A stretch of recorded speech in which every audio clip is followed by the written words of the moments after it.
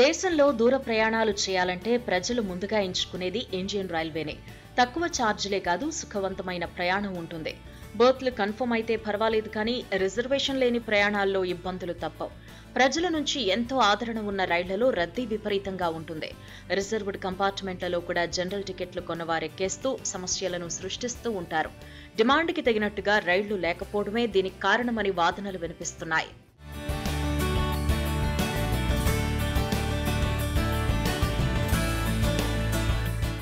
అయితే కేంద్ర ప్రభుత్వం కొంతకాలం ముందు ఇండియన్ రైల్వేస్ లో ప్రతిష్టాత్మకంగా తీసుకొచ్చిన ప్రాజెక్టు వందే భారత్. ఇందులో విలాసవంతమైన సౌకర్యాలను కల్పించారు. హై స్పీడ్ తో త్వరగా గమ్యస్థానానికి చేరుకునేలా ఈ రైళ్లను నడుపుతున్నారు.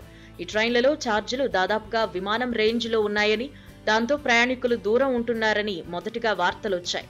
వందే భారత్ ట్రైన్లు ఖాళీగా తిరుగుతున్నాయనే ప్రచారం జరిగింది. హై స్పీడ్ రైళ్లలో జనాలే లేరు అంటూ కొన్ని ఫోటోలు, వీడియోలు సోషల్ మీడియాలో కనిపించాయి. కానీ తాజాగా వందే భారత్ రైల్లో సాధారణ ట్రైన్లో కంటే జనాలు ఎక్కువగా కనిపించారు. సీట్లన్నీ నిండిపోవటమే కాదు, కనీసం నిలబడేందుకు స్థలం కూడా దొరకలేదు. ఈ సంఘటన లక్నో జంక్షన్ నుంచి డెహ్రాడూన్ మధ్య నడుస్తున్న వందే భారత్ లో చోటు చేసుకుంది. దీనికి సంబంధించిన దృశ్యాలు ప్రస్తుతం సోషల్ మీడియాలో వైరల్ అవుతున్నాయి. నెటిజన్స్ రకరకాలుగా ఈ వీడియోపై స్పందిస్తూ కామెంట్స్ చేస్తున్నారు.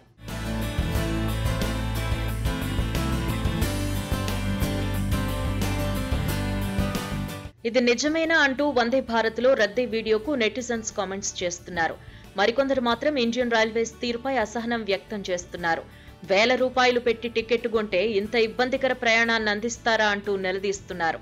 మరిన్ని రైళ్లను అందుబాటులోకి తీసుకురావాలని డిమాండ్ చేస్తున్నారు. అయితే ఈ వీడియోపై మరో వాదన కూడా వినిపిస్తోంది. వాళ్ళంతా జనరల్ టికెట్ కొని అందులో ప్రయాణం చేశారని అంటున్నారు.